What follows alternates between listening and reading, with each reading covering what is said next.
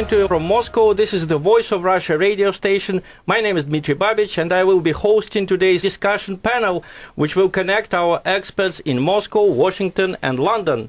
The theme of today's discussion is Ukraine, putting it before a destructive choice.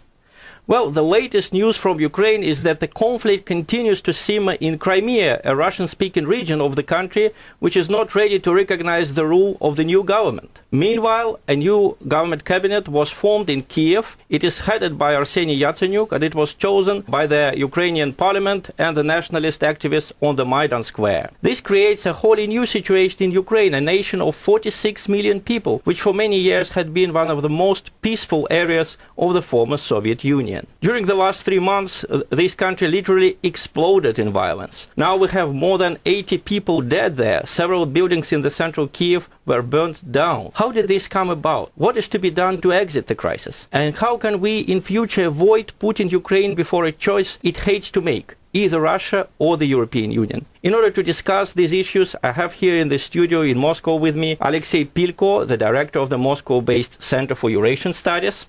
In London, we are joined by Mary Dejevsky, chief editorial writer and columnist at The Independent, a well-known newspaper in the United Kingdom. And in Washington, we have Francis Boyle, professor at the University of Illinois College of Law and the author of a book on America's foreign policy. Welcome to all of you, our dear panelists.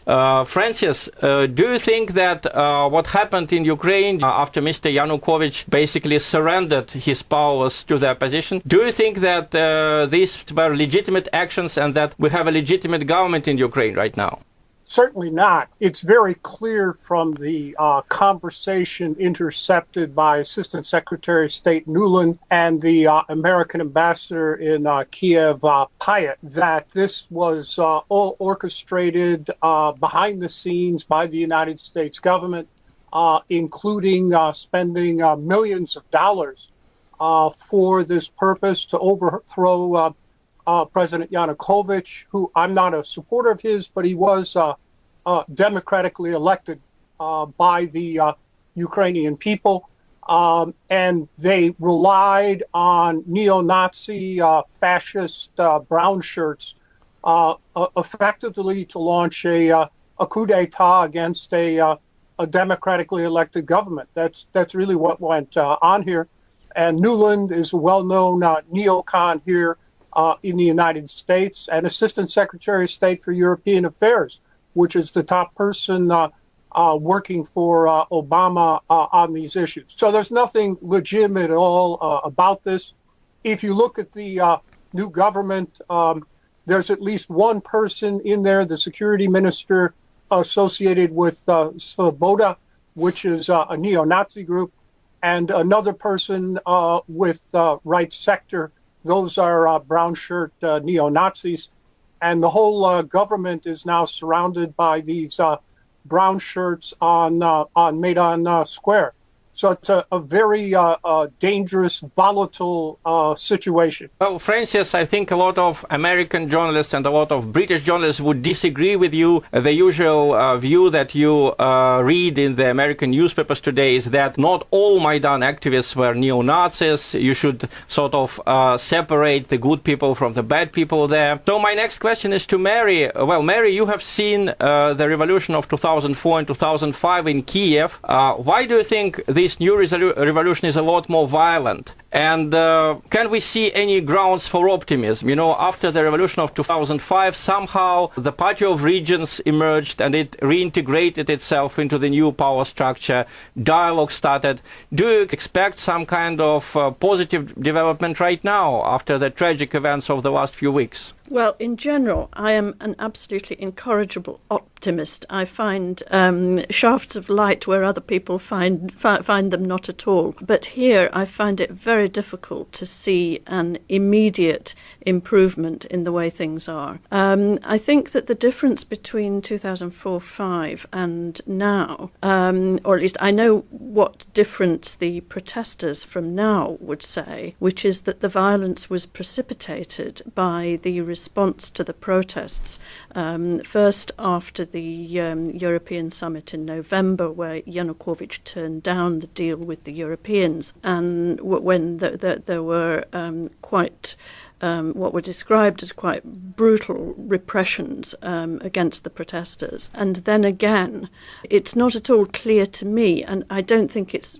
probably clear to anybody, how the violence began in the middle of last week. I know what the protesters are saying, that it was begun by the Yanukovych regime. The other side says that the protesters themselves instigated the violence. It's not at all clear, but what happened was, so far as you can see, that there was shooting, live ammunition on both sides, and there were nearly 100 people dead at the end of this. And it almost doesn't matter now who started it, but the blame is attached, I think, around the world, maybe less in Russia, but around the world, the blame is attached to Yanukovych because he was in charge in Kiev at the time of the protests, and if there was live fire on the part of soldiers, armed police against protesters, then I think that is probably the last thing that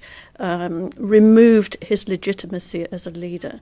I agree that he was a democratically elected president, and to remove a democratically elected president by street protests is an unacceptable thing to do. But I think by the use of force in this way, whether or not he ordered it, that makes it much harder to defend him.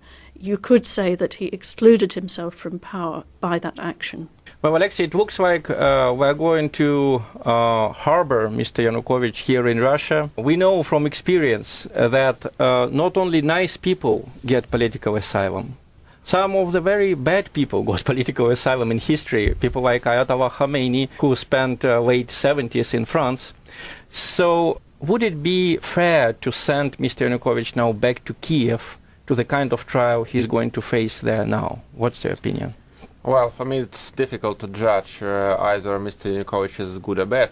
One thing is clear, that he is a legitimately elected president, democratically elected president, and according to the law, Ukrainian law, he is still a Ukrainian president, but not Mr. Turchinov. And yes, there is a great danger for him, because the protesters threaten Mr. Yanukovych, and his life is now in danger. Yes, in danger, sure. And I think that under such conditions, the decision to harbor him is the right decision, because he is a legitimately elected president. And also he faces a clear threat to his life yes, at that's home, true. and there will obviously be, he can't have fair trial there now. Francis Boyle, there is something I don't understand. Correct me if I'm wrong, but in the United States, if you attack a policeman with Molotov cocktail, that policeman has the right to shoot. The whole world has seen on their television screens how the protesters for weeks have been throwing Molotov cocktails at policemen, how they attacked government buildings, occupied them, refused to leave them when, truces were reached between the government and the official opposition leaders. Francis, please tell me, what would be the reaction in the United States to this kind of protest action, if we still stick to this definition? Do you think that the reaction would exclude live bullets? Well, I was originally hired here to teach criminal law. I taught criminal law for many years, and of course, law enforcement authorities have a right to use deadly force under these circumstances. As a matter of fact, what would have happened in the United States under the circumstances of Maidan Square, they would have called out either the National Guard or the Army immediately to disperse these protesters. I was in Chicago myself in 1968 when the black people rose up in protest against the murder of Dr. Martin Luther King, and they immediately called out the National Guard with tanks and armored personnel carriers and everything else to surround their neighborhood. Likewise, I was also in Chicago in 1968 for the Democratic National Convention. And again, there you basically had student protesters, and they immediately called out. They had already deployed the National Guard with APCs and live weapons fire. In Los Angeles, after the Rodney King uprising by the black people, they called in the United States 7th Army, which had just invaded Panama. So, of course, from my perspective, I think President Yanukovych was remarkably restrained, given the massive amounts of violence that were directed against the government of Ukraine by these neo-Nazis, fascists, anti-Semites, Russophobes, and things of that nature. My next question will be to Mary, and I would like to bring us back to the roots of the conflict. Formally, the confrontation started after the Ukrainian President Yanukovych asked to postpone the signing of the so-called association agreement with the EU. I remind you, he didn't cancel that agreement. He didn't refuse it in principle. He just asked to have trilateral negotiations with Russia, or to provide him financial assistance from the EU so that he would compensate the losses, or at least to reward the agreement. So the answer from the EU was 3 no's. First, we only talk to you, we don't talk to Moscow, no trilateral talks. Second, no money. There were mentioned some 600 million euros, which is peanuts for a country like Ukraine, 46 million people. And they refused to reward the agreement. So, Mary, what's your opinion? Could the EU be a little softer or nicer to Ukraine? And was the attitude of the EU fair during the whole conflict? Did it avoid taking sides in this confrontation? I've been extremely critical of the approach by the EU in the months up to the summit in November. I think they misjudged completely not just the situation in Ukraine, but the whole politics of Ukraine. It seemed to me very unwise, and that's putting it mildly, of Brussels to present Kiev with what amounted to an ultimatum.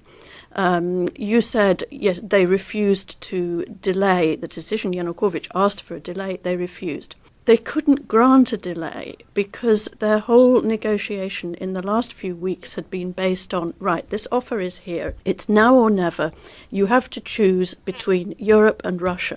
There is no middle way. I think this was, it was really an extraordinarily absolutist position to take, and I think it was very unwise. And the interesting thing is that between November and now, the language that you're hearing, whether it's from Washington or in particular from Brussels and from our own Foreign Secretary William Hague in London, you're hearing completely different language. You're hearing, well, we've got to find a solution to this. Somebody was talking about possible sort of Finland-style solution for Ukraine, recognizing its position as being between East and West. Nobody is dogmatically saying Russia can't be involved here. It's a completely different position that Washington and Brussels and London are now taking following the violence last week. And the question that I have is, why didn't they take a position which was more like that in the months in the run-up to November? Because presenting Yanukovych with now or never, all or nothing, Russia or Europe, when Europe had no money on offer and Ukraine's economy is in the position it is, this was just not a sensible position to take.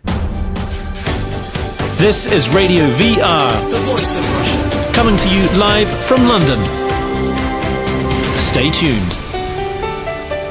Alexei, we have seen how these 3 foreign ministers of the EU guaranteed, I am ironic here, guaranteed that deal between Yanukovych and the opposition. And the deal held out for, I think, 10 or 15 minutes. After that, Yanukovych had to flee. Berkut, basically, the special police has cleared the way for the protesters, and they took control of the government buildings. Did we hear any kind of regret from the EU? Did we hear any scolding of the party that actually breached the deal? And don't you think that the EU in some way disqualified itself as an intermediary for the future, because once, they breach the trust of one of the parties, who is going to trust them next time? Well, I didn't see any sign of regret from the part of European negotiators. and it's bad news. But as for the agreement between Yanukovych and opposition, which was signed, I should say that we should remember what happened to the UN resolution 1244 about Kosovo. That Yes. resolution guaranteed the territorial integrity of Yugoslavia, and now we have independent Kosovo. So it was a big mistake from the part of Mr. Yanukovych to trust European negotiators. First, he should do what must do under the constitution to restore security, to guarantee security for all citizens, and then he should sign some agreements about how to figure out the situation. Well, I want to get a little bit philosophical here. In the book, The Clash of Civilization by Samuel Huntington, Ukraine was singled out as one of the areas where civilization actually collide. You mentioned another area, Yugoslavia, the former Yugoslavia. Syria, I think, is one more such case. So my question is to Francis Boyle. Doesn't it seem to you that the United States and the European Union, when they operate on these faulty lines of modern civilizations, doesn't it seem to you that instead of appeasing passions there, they sometimes, the US and the EU, sometimes they make these passions worse. They support one of the sides, they usually engage themselves in the fight, and that exacerbates the conflict instead of healing it. What's your opinion about that, Francis? Yes, that's correct. I graduated from the same PhD program at Harvard that produced Huntington and Kissinger and Huntington's co-author Brzezinski before me. So I'm familiar. They gave me Kissinger's old office there at Harvard Center for International Affairs. And Huntington was so bad that many of us students refused to study with him because he was a diehard supporter of the Vietnam War.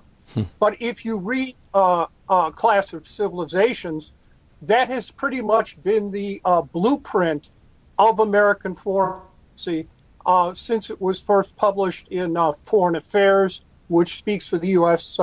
Establishment, and then later as a book, to exploit these lines of civilization. You'll note Ukraine was mentioned in there. He also targeted Iraq, that Iraq had to be destroyed. And the book ends with a U.S. pivot to confront China. So this is what we are seeing today.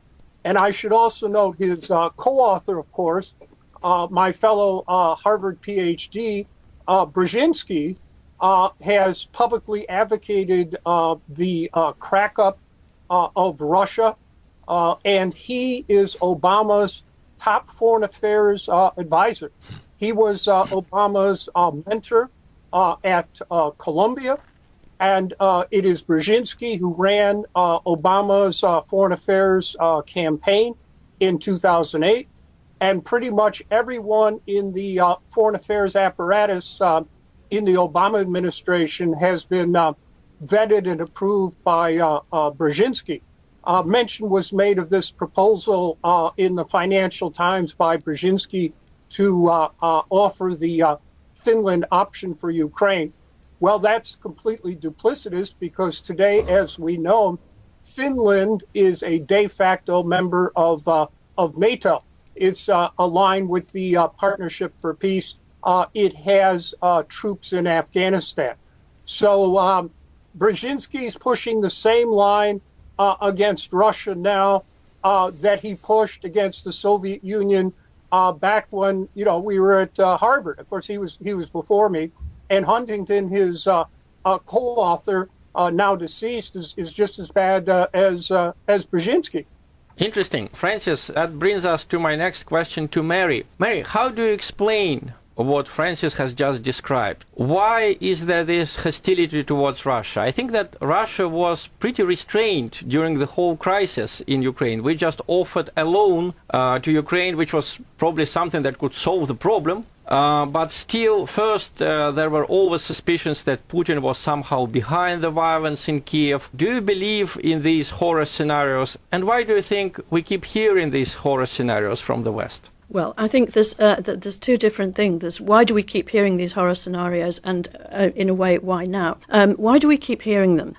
Because of the long existing stereotypes of covering Russia and believing the absolute worst. I was extremely surprised. About 2 weeks ago, we were just sort of conversing, group of us Russia specialists, about the coincidence of what was going on in Kiev, which were then relatively peaceful protests, and the Sochi Olympics. And there were some people around the table who said, you just wait until Sochi is over, Russia will go in there. And then there were others of us that said, well, wasn't the whole purpose of the Sochi Olympics to present a whole different image of Russia, to try and move Russia away from the Cold War stereotypes that it's seen in the Western world? And through those 2 weeks, that seemed to be quite successful. Sochi, I think, despite all the negative coverage in advance,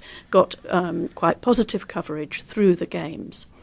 Now, the problem for me is that Russia is showing not just a different face from the one it showed at Sochi.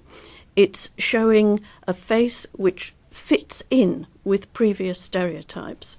The signal that's being sent, or at least the signal as it's being interpreted in the Western world, is one which is extremely unsettling, because people look back to 2008 and they say, well, when Russia intervened in Georgia with military force, they cloaked it initially with military exercises rather than an actual intervention. And I think people are drawing parallels with then. Well, I think that Russia should play a decisive role in the solving of Ukrainian crisis. Do you think that it sometimes makes sense to show the neo-Nazi groups, which are obviously, which have got a boost from the recent events in Ukraine? Do you think that they understand the language of force? Because it looks like they didn't understand the language of negotiation from Mr. Yanukovych. Every time when he talked about compromises, they just gained more ground, they became more violent. So do you think that the Ukrainian neo-Nazis may be scared by Russia, or do you think that they're going to treat Russia or to expect from Russia things that Saakashvili expected, when he called Putin Lily Putin, and when he obviously just didn't expect the rebuff that he got in 2008? President Putin, he's pretty serious here about what's going on, and he's expecting Obama to rein these people, these brown shirts and fascists in, because it is Obama and Nuland and Pyatt who put them in power. Clearly, under the World Court's decision in the Nicaragua case, President Putin does have the right to exercise his military forces on his own territory if he wants to. The danger here comes from what's going on right now in Crimea, where the Crimean parliament calls for a referendum on the region's future, which could mean secession. I've already put out a press release saying that when the parliament or the brown shirts in Kiev stripped Russian as one of the official languages, they opened up the door under the generally recognized test for secession. So that is the direction things are moving. I would hope they could be stopped, but I also think that President Putin is preparing in the event that the brown shirts running Kiev decide to use military force against Crimea. I take it he believes he will have to defend them like he did in Transnistria, the Russian speakers there. I'm not calling for this at all. I would hope that there could be consultations as required by the Budapest Agreement, Article 6, mandates consultations in these circumstances among the four governments, Russia, Britain, the United States, and Ukraine. And I would say at the highest level possible, immediately at the level of of foreign ministers to try to calm the situation down. Remember, this is how the First World War started 100 years ago, when Austria-Hungary issued a ultimatum to Serbia. The Russian Tsar mobilized his troops, and then the German Kaiser executed the Schlieffen Plan, starting the war, and 10 million people died, and all those empires collapsed. So it's a very dangerous situation here, and it needs responsible statesmanship, especially on the part of the United States government, which so far we have not seen. Well, that's a very good point, and I would also point out that actually Western Ukraine, from which most of these brown shirts and neo-Nazis on Kiev Square have come from, used to be part of the Austro-Hungarian Empire. Yeah, let's not forget it. And this is part of the reason why Ukraine is such a divided country. It has the same language. I mean, all Ukrainians speak Russian, and almost all of them speak Ukrainian. But part of it was inside the Russian Empire, part of it was inside Austro-Hungarian Empire. Then, during the period between the two wars, there were parts of Ukraine under the Romanian rule, the Hungarian rule, and the Polish rule. So we remember how it all happened. So maybe I'll just ask you a brief question. Alexei, please be short in your answer. Do you think that the First World War scenario can repeat itself? I mean, I would not believe it just several weeks ago, but now when I see Kiev to become what it became, I sometimes have fears. I understand and I agree that situation is very dangerous, but I cannot draw any parallels with the First World War. I hope that we will avoid such a scenario, but you're right, we should worry about what is going there. Yes, indeed. Mary, also maybe a brief question to you. How do you expect the events to develop? Do you think that we still have a positive scenario, and what could it be? I think there's a very slim positive scenario, which is that the government, which I think has been approved today in Kiev, manages to look and behave in an even-handed way so that it gains universal support. It doesn't alienate the other side. I also hope that the Western powers, and with Brussels, Washington, can get together with Kiev, the new government there, and the interim government before elections, and with Russia, so that there is some sort of outside guarantee for the interim period, in the hope that we actually reach elections.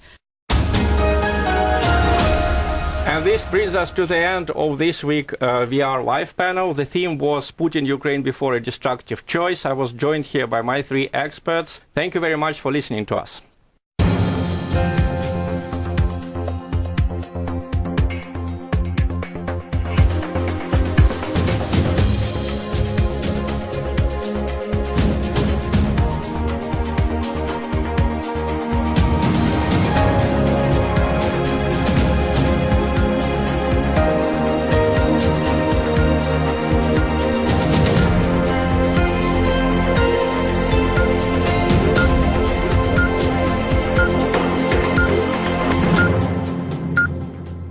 University of Illinois College of Law, and the author of a book on America's foreign policy. Welcome to all of you, our dear panelists. Francis, do you think that what happened in Ukraine after Mr. Yanukovych basically surrendered his powers to the opposition, do you think that these were legitimate actions and that we have a legitimate government in Ukraine right now? Certainly not. It's very clear from the conversation intercepted by Assistant Secretary of State Nuland and the American ambassador in Kiev, Pyatt, that this was all orchestrated behind the scenes by the United States government, including spending millions of dollars for this purpose to overthrow President Yanukovych, who I'm not a supporter of his, but he was democratically elected by government, is now surrounded by these brown shirts on Maidan Square. So it's a very dangerous, volatile situation. Well, Francis, I think a lot of American journalists and a lot of British journalists would disagree with you. The usual view that you read in the American newspapers today is that not all Maidan activists were neo-Nazis. You should sort of separate the good people from the bad people there. So my next question is to Mary. Well, Mary, you have seen the revolution of 2004 and 2005 in Kiev. Why do you think this new revolution is a lot more violent? And can we see any grounds for optimism? You know, after the revolution of 2005, somehow the Party of Regions emerged and it reintegrated itself into the new power structure. Dialogue started. Do you expect some kind of positive development? The Ukrainian people, and they relied on neo-Nazi fascist brown shirts effectively to launch a coup d'etat against a democratically elected government. That's really what went on here. And Nuland is a well-known neocon here in the United States and Assistant Secretary of State for European Affairs, which is the top person working for Obama on these issues. So there's nothing legitimate at all about this. If you look at the new government, there's at least one person in there, the security minister associated with Svoboda, which is a neo-Nazi group, and another person with right sector. Those are brown shirt neo-Nazis. And the whole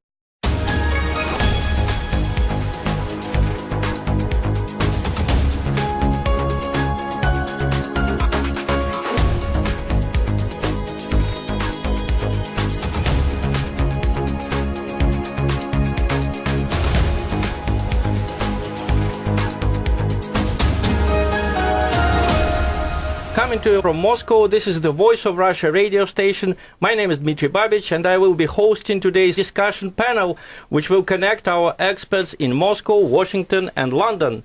The theme of today's discussion is Ukraine, putting it before a destructive choice. Well, the latest news from Ukraine is that the conflict continues to simmer in Crimea, a Russian-speaking region of the country, which is not ready to recognize the rule of the new government. Meanwhile, a new government cabinet was formed in Kiev. It is headed by Arseniy Yatsenyuk, and it was chosen by the Ukrainian parliament and the nationalist activists on the Maidan Square. This creates a wholly new situation in Ukraine, a nation of 46 million people, which for many years had been one of the most peaceful areas of the former Soviet Union. During the last 3 months, this country literally exploded in violence. Now we have more than 80 people dead there. Several buildings in the central Kiev were burnt down. How did this come about? What is to be done to exit the crisis? And how can we in future avoid putting Ukraine before a choice it hates to make, either Russia or the European Union? In order to discuss these issues, I have here in the studio in Moscow with me Alexei Pilko, the director of the Moscow-based Center for Eurasian Studies. In London, we are joined by Mary Dejevsky, chief editorial writer and columnist at The Independent, a well-known newspaper in the United Kingdom. And in Washington, we have Francis Boyle, professor at the